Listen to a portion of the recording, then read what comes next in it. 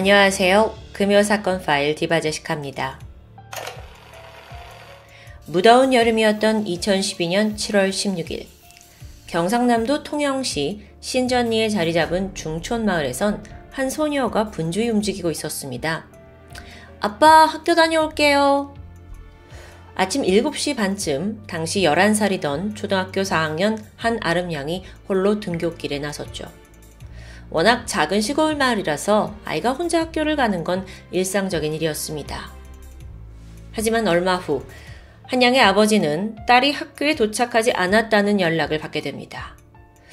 중간에 애가 어디로 갔나 싶어서 마을 곳곳을 찾아다녔어요. 하지만 좀 이상했죠. 이 아름양이 평소에 무슨 문제를 일으킬 만한 아이가 아니거든요. 또 흔적이 전혀 보이지 않았고요. 아버지는 결국 경찰에 도움을 요청하게 돼요. 자, 당시에 한아름양은 아버지 그리고 9살 많은 오빠 또 오빠의 여자친구 또 이 두 사람 사이에서 태어난 5개월 된 조카와 함께 거주 중이었습니다. 이 아름양이 평소에 굉장히 부침성이 좋아서 학교를 혼자 막 가다가 종종 마을 주민들의 오토바이나 차를 얻어 타는 일이 있었다고 해요. 이 부분에 대해서는 평소 담임 선생님이나 아버지가 사실 많이 걱정하던 부분이었죠. 아버지는 한번 이 일로 한양을 크게 꾸짖은 적도 있었습니다. 이런 상황에서 갑작스러운 실종은 가족의 가슴을 철렁하게 만들었던 거죠. 실종 수사가 시작된 지 이틀 후인 7월 18일, 경찰은 한양의 휴대전화를 발견합니다. 집에서 멀지 않은 도로변에 있는 하수구에 이게 떨어져 있었어요. 서둘러 분석을 해봤더니 그 실종 날이던 7월 16일 핸드폰은 아침 7시 56분에 전원이 꺼진 게 확인되죠. 7시 반에 집을 떠났으니까 집을 떠난 지 얼마 되지 않았을 때 꺼진 겁니다. 전화가 발견된 곳은 마을버스 정류장 근처였어요. 마을버스 정류장? 그래서 경찰은 혹시라도 아이가 버스를 타고 어디론가 이동했을 가능성이 있다라고 고려했죠. 그래서 여길 지나는 모든 버스의 CCTV를 확인하게 되는데 아름양의 모습은 찾을 수 없었습니다. 자, 그렇다면 이 사건은 핸드폰이 여기서 발견됐으니까 근처에서 벌어졌다고 볼 수 있을까요? 실종 3일째인 7월 19일 경찰은 실종 아동 경보를 발령했고요. 본격적인 공개 수사를 시작했어요. 사건이 알려지면서 여러 매체에서도 관심을 가졌고요. 몇몇 기자들이 취재를 하기 위해 마을에 방문하게 되면서 또 자연스럽게 주민들을 상대로 인터뷰가 이루어집니다. 그리고 이때 한 MBC 기자가 마을 주민이었던 한 남성을 상대로 인터뷰를 시도해요. 그런데 여기서 놀라운 증언이 등장합니다. 그 인터뷰한 남성이 실종 당일 자기가 한양을 목격했다는 거예요. 그는 아름양이 버스 정류장에 있는 걸 봤다고 말했습니다. 그 후에 자기는 별일 아니니까 밭일을 하러 갔다고 말해요. 그리고 여기에 더해서 남성은 자기가 평소 한양 가족과도 잘 알던 사이라고 친분을 드러내기도 했죠. 그의 존재는 45살이었던 김점덕 씨. 한양의 실종을 누구보다 걱정하고 안타까워하는 이웃인 것 같았습니다. 그 인터뷰 영상을 잠깐 보실까요? 김 씨는 한양 실종 나흘째던 지난 19일 목격자를 찾던 MBC 취재진이 자신의 집을 찾아가자 천연덕 씨의 인터뷰를 하기도 했습니다. 7시 한 30분 사이에서 집을 나갔어요. 나가고 아름이 주상에 정류장 그 있는 걸 보고 나는 밭을 갔습니다. 그리고 그 이상 모르겠습니다. 한편 경찰은 해당 마을 주민뿐만 아니라 인근 지역 주민들까지 면밀하게 탐문하기 시작했습니다. 그런데 여기서 수상한 인물이 한 명 떠올랐죠. 그게 바로 앞서 인터뷰를 했던 김정덕 씨였어요. 일단 그는 전과가 있습니다. 사건으로부터 7년 전인 2005년에 이 마을에서 다슬기를 잡고 있던 62살의 여성을 상대로 성폭행을 시도한 거예요. 근데 그게 미수에 그쳤죠.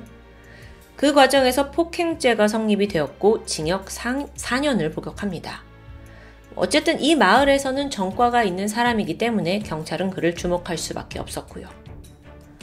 그러던 중 김 씨가 소유한 화물 차량 조수석에서 혈흔 반응이 나타나요. 이게 양은 많지 않았지만 분명 의심스러운 정황이죠. 심지어 이 차 안에 있던 커터칼에서도 혈흔이 지워진 흔적이 발견됐고요. 그렇게 점점 경찰의 수사망이 좁혀지던 그때 뜻밖의 일이 발생합니다. 김 씨가 잠적해버린 거예요. 경찰의 눈을 피해서 이후 모텔과 산속으로 몸을 피한 것 같아요. 자, 지금 뭐 혐의가 딱 확정된 게 아닌데 이렇게 도주를 했다는 건 너무 의심스러운 상황이잖아요. 그래서 경찰이 그를 곧장 찾아 나섭니다. 결국 7월 22일 오전 9시 40분 통영에 있는 스포츠파크 근처에서 도주하고 있던 김 씨를 경찰은 긴급 체포하는 데 성공했죠. 그렇게 잡힌 김 씨는 무작정 범행을 완강하게 부인합니다. 자기는 그냥 인터뷰했던 대로 목격자일 뿐이다. 괜히 전과자라서 나를 의심하는 거다 라고 억울해해요. 사실 그는 아름양이 실종된 다음 날 한양의 아버지를 만난 적이 있습니다. 그 아버지가 김정석 씨 집을 찾아가서 우리 애 본 적 없냐고 물었었거든요. 근데 이때 김 씨가 어제? 봤어. 아름이가 버스 정류장에 있던데? 이렇게 대답했었어요. 그래서 이게 굉장히 중요한 증언이잖아요. 그래서 참고인 자격으로 경찰서에서도 진술을 했었고요. 과연 그는 진실을 말했던 걸까요? 경찰은 김 씨를 강하게 추궁했습니다. 그리고 그 결과 김정덕의 입에서 끝내 안타까운 사실이 터져 나왔죠. 자신이 한 아름양을 살해했다는 고백. 결국 아름양은 실종된 지 일주일이 지난 7월 22일 오전 집에서 10km 정도 떨어진 인평동의 한 야산에서 안매장된 시신으로 발견됐습니다. 끔찍하게도 당시 아이는 나체 상태였고요. 양손이 등 뒤로 묶인 채 마대자루에 들어있었어요. 이렇게 어린아이, 그러니까 자기가 평소에 보던, 얼굴을 알던 이웃집 소녀를 이렇게 끔찍하게 살해하고도 뻔뻔히 인터뷰도 하고 그 집 아버지한테 자기가 봤다고 증언도 하고 같이 안타까워했던 겁니다. 너무도 살벌한 모습이죠. 자, 그럼 사건의 전말을 좀 알아볼까요? 김 씨는 아름양 가족의 옆마을에 살고 있었습니다.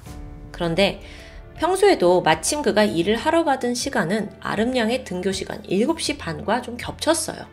그래서 종종 이전에도 아이를 학교까지 태워다 준 적이 있었고요. 또 한 번은 아름양이 준비물을 사야 하는데 돈이 없다고 하자 김 씨가 대신 돈을 주기도 한 적이 있어요. 꽤나 가깝게 교류하던 사이라고 볼 수 있죠. 김점덕의 주장에 따르면 사건 당일 아름양과 마주쳤고 아이가 학교까지 태워다 달라고 부탁했다고 합니다.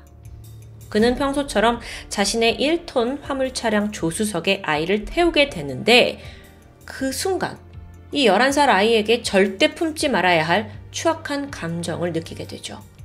성욕이 들끓기 시작한 겁니다. 김 씨는 운전석 옆에 있는 콘솔에서 검정색 테이프를 꺼냈습니다. 그리고 그걸로 아이 입을 틀어막고 양손을 결박했어요. 근데 이게 밖에서 혹시나 이걸 볼 수 있잖아요. 그래서 아이를 조수석 아래로 밀어 넣었죠. 그리고 차량 적재함에서 종이박스까지 아예 가지고 와서 그 위를 덮어둡니다. 치밀한 행동을 한 거예요. 아이의 핸드폰 빼앗았고요. 전원 껐습니다. 근처 하수구에 버렸죠. 아까 그 핸드폰 발견된 지점이에요. 그리고 나서 트럭을 몰고 자신의 집으로 돌아오게 돼요. 오전 8시 27분 성폭행을 시도했어요. 하지만 아이는 입이 테이프로 막혀있는데도 불구하고 힘겹게 비명을 지르면서 강하게 저항했다고 합니다. 이 아이를 제압하는 게 뜻대로 되지 않자 김 씨는 아이의 복부를 서너 차례 폭행합니다. 그럼에도 아이가 계속 저항했어요. 소리를 막 지르니까 김 씨는 계속 또다시 폭행했고요. 이 과정이 반복되면서 김점덕은 초조해지기 시작했어요.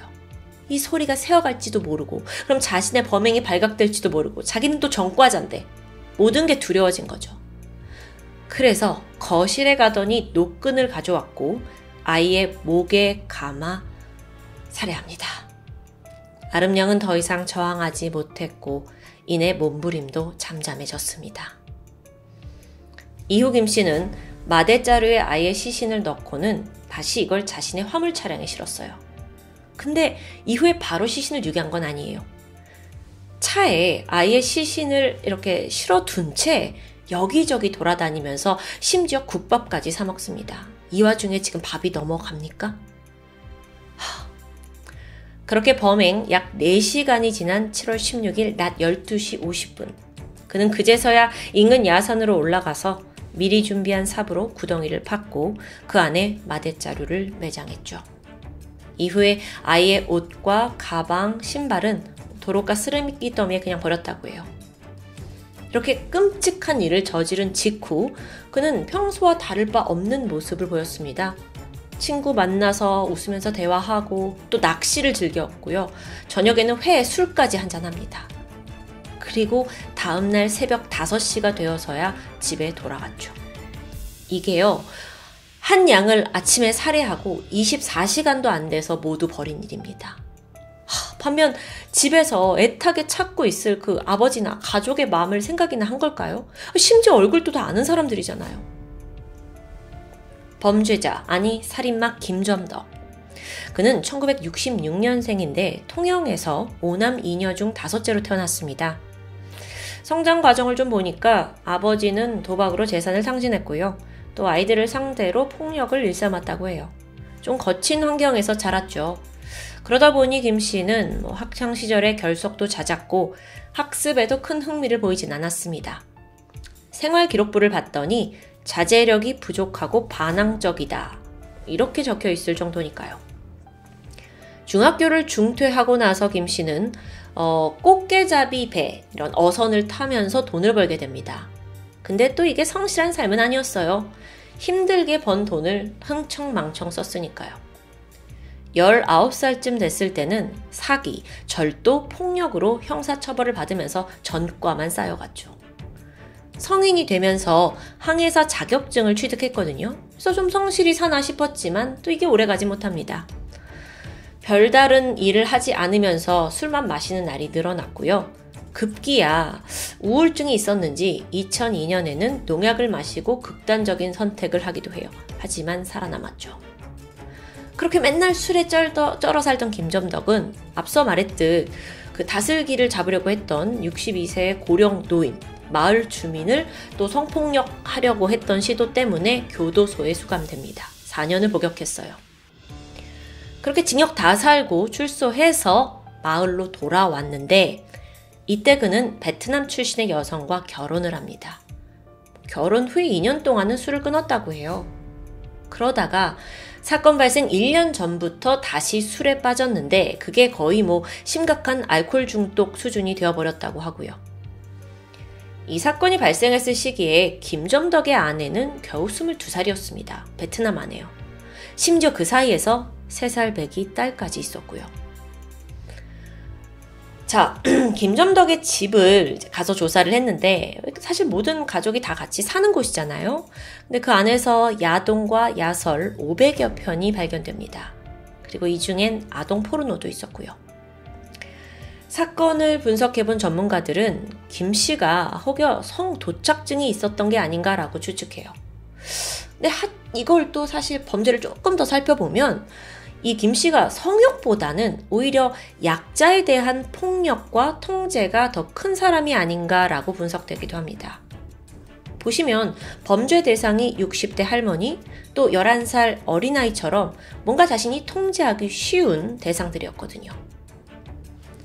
그런데 김 씨가 검거된 후에 경찰이 뜻밖의 인물을 상대로 공범 가능성을 수사했어요. 그게 바로 김점덕의 아내였는데요. 사실 아름양의 실종 수사가 막 한창 진행되던 당시에 이 아내가 저도 아름양 버스 정류장에서 봤어요 라고 진술을 했었다는 거예요. 그래서 아니 당신 왜 그렇게 진술했냐 라고 막 이제 따지기 시작했죠. 추궁을 해봤더니 그녀는 사실 외국인이기도 했고 이 범죄 상황 전체를 아예 몰랐던 것으로 밝혀졌어요. 그러니까 애초부터 아주 간단한 한국어만 구사할 수 있었고요. 그러니까 남편이 그냥 진술하라고 한 대로 알리바이를 만들어준 것 같아요.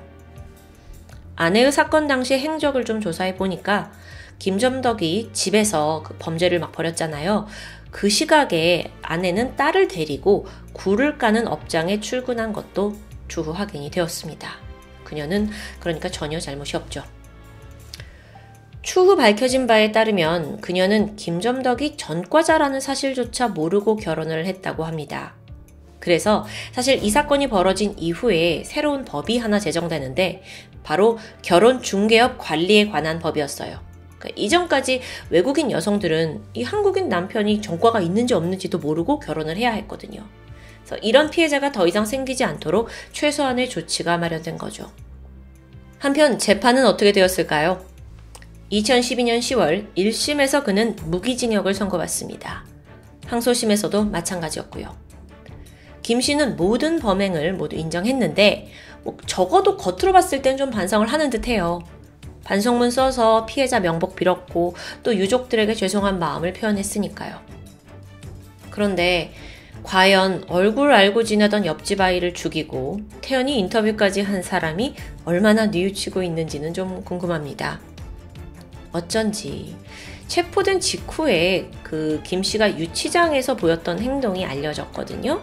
근데 관계자에 따르면 제공되는 식사도 넙죽넙죽 받아서 다 먹고 잠도 잘 자고 또 아침이 되면 누워서 한가롭게 책을 보는 평온한 일상을 즐겼다는데요. 이런 거 들으면 짜증나죠.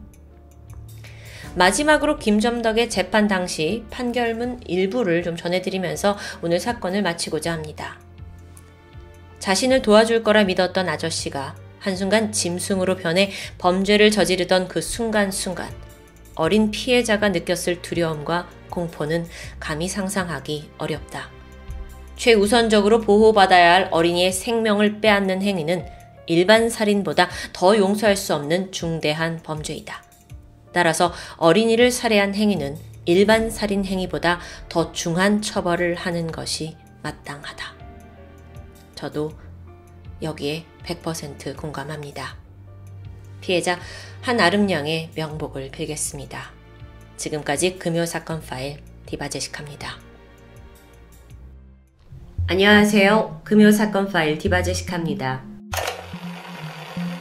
2000년 4월 4일 서울 중랑구 망우 1동 영광아파트에는 세 딸을 둔 단란한 가족이 살고 있었습니다.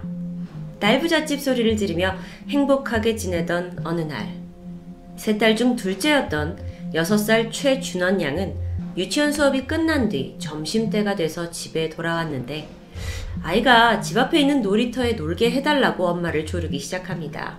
결국 성화에 못 이겨 엄마는 허락을 하게 되는데 어차피 아파트 단지 내에 있는 놀이터였고 예전에도 딸 혼자서 몇 번이나 갔다 온 적이 있기 때문에 별 걱정이 되는 건 아니었습니다. 엄마는 그날 평소 아이가 즐겨 입던 청자켓을 입혀주면서 너무 늦지 말라라는 당부를 했죠. 그 길로 준원 양은 신이 나서 놀이터로 뛰어가는데 그 모습이 딸의 마지막 모습이 되었습니다.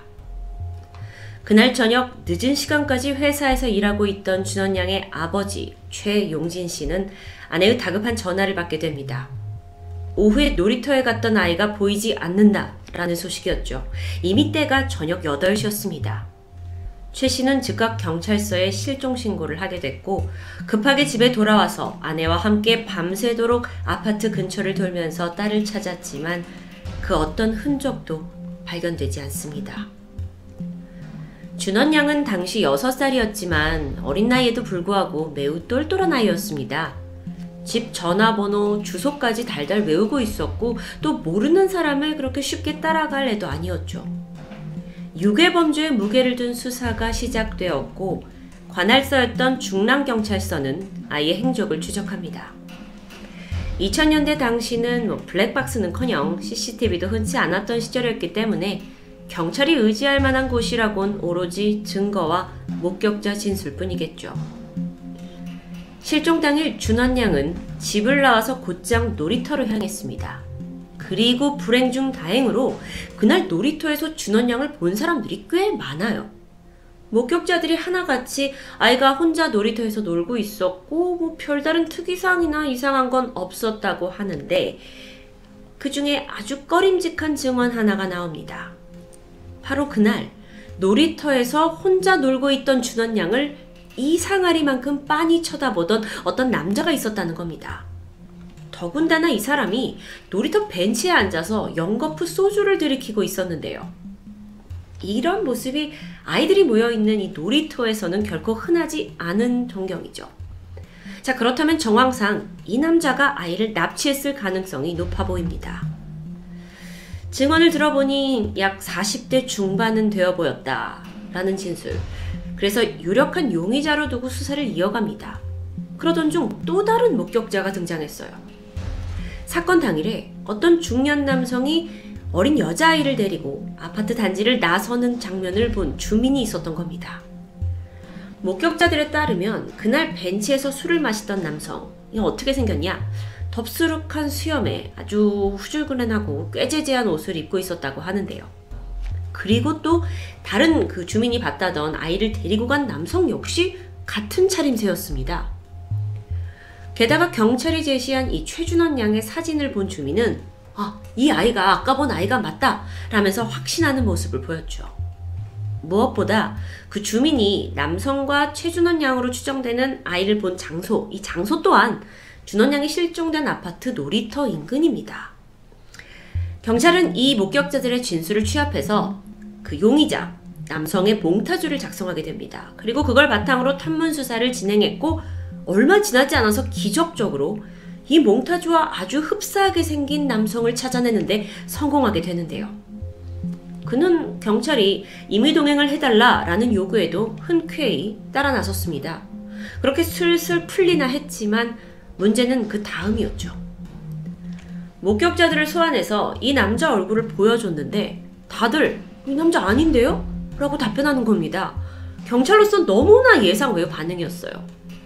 그래서 당황했지만 일단 수사는 계속해서 진행을 했죠.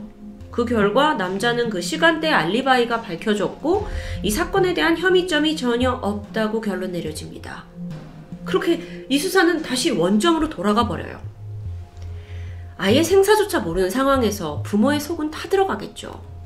하지만 경찰로서도 단서는 오직 증언 그리고 이 몽타주 한 장뿐이었습니다. 그렇게 막막한 상황에서 고심하던 중 극적으로 아주 결정적인 증거가 발견됩니다. 놀이터 벤치에서 소주를 마시고 있던 그 남자, 그가 앉아있던 벤치 주위에서 깨진 소주병이 발견된 겁니다. DNA를 확보할 수 있는 윗구 윗부분이었던 거죠.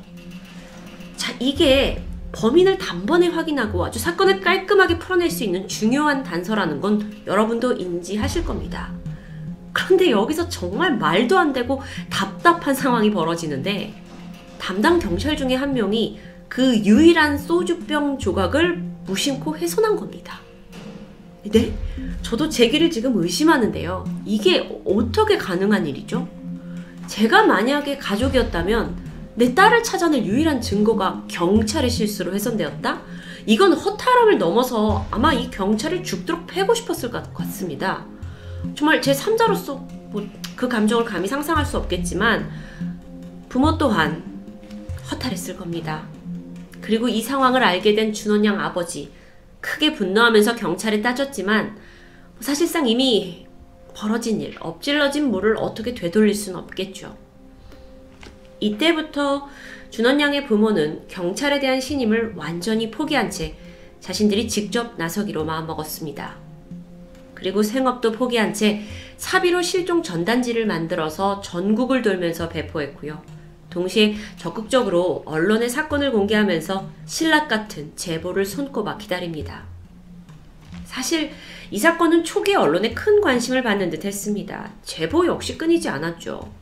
그런데 이 제보자들 중에 결정적인 역할을 할 만한 게 없어요. 그리고 되려 내가 준원이를 데리고 있으니까 시키는 대로 해라! 이런 협박 전화도 있고요. 증언을 해줄 테니 돈을 달라! 라는 이런 말도 안 되는 내용도 있었습니다. 정말 애타는 부모 속을 더 고통스럽게 하는 허위 제보였죠. 심지어 거짓 제보가 들통이 나면 뻔뻔하게 화를 내면서 준원 양을 저주하는 아주 몰상식한 사람들도 있었습니다. 부모를 이건 2번 죽이는 건데요. 하지만 그렇게 몇 번을 당해도 들어오는 제보를 부모들은 놓칠 수 없었다고 합니다. 그 와중에 준원 양 아버지는 좀 신빙성 있는 제보를 고르고 골라서 직접 5권의 수사 노트를 제작합니다. 혹시라도 뭐라도 놓칠세라 제보 내용, 제보자의 말투, 또 통화를 하면서 느낀 점 이런 세부적인 내용을 수사 노트에 직접 다 기록했어요. 정말 아버지가 딸을 찾기 위해서 얼마나 간절했는지 조금이나마 느낄 수 있는 대목입니다. 하지만 시간이 지나면서 이 사건은 대중의 관심에서 멀어졌고 잊히기 시작합니다. 제보 또한 빈도수가 확실히 줄어들어요. 경찰 수사 역시 속도가 붙지 않았습니다. 지금이야 워낙 주변에 CCTV가 많고 또 사각지역이라 할지라도 블랙박스로 다 찾아냅니다. 휴대폰 위치 추적도 가능하고요. 당시로서는 오직 목격자, 증거뿐이겠죠. 그렇게 결국 이 사건은 발생 22년이 지난 지금까지도 미제로 남아 있습니다. 만약 살아있다면 가장 꽃다운 나이인 28살이 되었을 최준원 양. 지금은 어디 있는 걸까요? 그런데 지난 2020년 이 사건을 다시 수면 위로 떠오르게 한 계기가 생깁니다. 그것은 바로 최준원 양의 실종을 소재로 한 다큐멘터리 영화 증발이 개봉했기 때문입니다. 이 다큐에서는 사건 당시 준원 양의 가족들이 겪었던 고통, 그리고 지금까지 이어져 오고 있는 의문, 또 현재 상황에 대한 여러 이면이 담겨져 있는데요. 이걸 보면서 많은 사람들이 사건을 한 번 더 되짚어보고 또 가족들의 아픔을 함께 공감할 수 있었습니다. 딸아이가 사라진 지 22년째, 이제 아버지의 머리도 하얗게 새어버렸습니다. 그런데 이 사건엔 근본적으로 가장 이해할 수 없는 부분이 있습니다. 진범이 왜 아이를 데려갔냐는 부분이죠.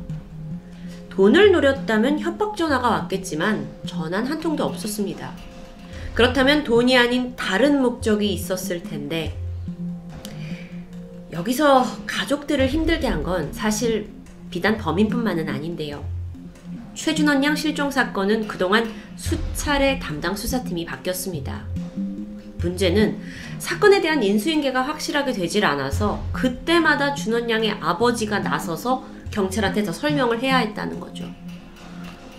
그 아버지로서는 몇 번이나 딸의 실종을 되새겨야 했을 텐데 그 고통을 차마 저희가 다 이해할 수는 없습니다. 현재 이 사건은 서울경찰청 장기실종수사팀이 담당해 재수사를 진행하고 있습니다. 수사팀은 이제 거의 20대 후반이 되었을 준원 양의 얼굴을 추정하기 위해서 나이 변환 인공지능 기술을 이용했고 이렇게 예측 몽타주를 만들었습니다. 그리고 바로 여러분, 시민들의 적극적인 제보를 기다리고 있죠. 아버지 최용진 씨에게 딸 준원 양은 눈에 넣어도 아프지 않은 귀여운 둘째였습니다. 딸이 실종되자 모든 생업을 내팽개친 채 오직 아이를 찾는 데 몰두했죠. 그 과정에서 가정 형편이 기울었고 부부 사이에도 크고 작은 마찰이 생겨났습니다. 남은 자녀들에게도 견디기 힘든 시간이었을 텐데요. 뒷전으로 물려날 수밖에 없었던 큰딸은 우울증 증세를 보였고 또 당시를 제대로 기억하지도 못할 만큼 어렸던 막내딸은요. 고통받는 가족들을 지켜보면서 성장할 수밖에 없었죠. 준원 양의 가족들은 이 다큐를 통해서 남아있는 가족들의 고통을 잘 보여주고 있습니다. 이후에 최 씨는 자신 같은 상황에 놓인 장기 실종자들의 가족들과 연대를 하면서 적극적으로 행동했습니다. 법안을 통과시키기 위해서 애쓰기도 했고 또 전국 미아 실종 찾기 시민 모임의 초대 회장을 하면서도 현재까지 열심히 노력하고 있는데요. 지난 2005년에 관련 법안이 실제로 통과가 되면서 우리나라에 실종 아동 전문 센터가 생겼고 사건이 발생하는 즉시 아이를 찾아 나설 수 있는 즉각적인 시스템이 마련되었다고 합니다. 그 말인즉슨 이전에 발생한 아동 실종 사건은 초동 수사가 매우 미흡하거나 또 심지어 방치된 점이 많았다는 걸 역으로 말해주고 있습니다. 20년이 넘는 세월이 흘렀지만 이 가족의 시각은 여전히 준원 양이 사라진 바로 그날 2000년 4월 4일에 멈춰 있습니다. 혹시나 나중에라도 아이가 집을 찾아오지 않을까라는 생각에 이사를 가지 못하고 있다고 하는데요.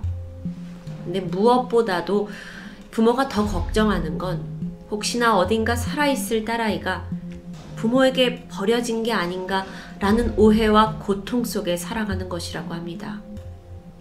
준원 양의 아버지는 어디선가 그걸 보고 있을 딸에게 말하죠. 우리는 아직도 널 애타게 찾고 있다고요. 금요사건 파일 디바제식합니다.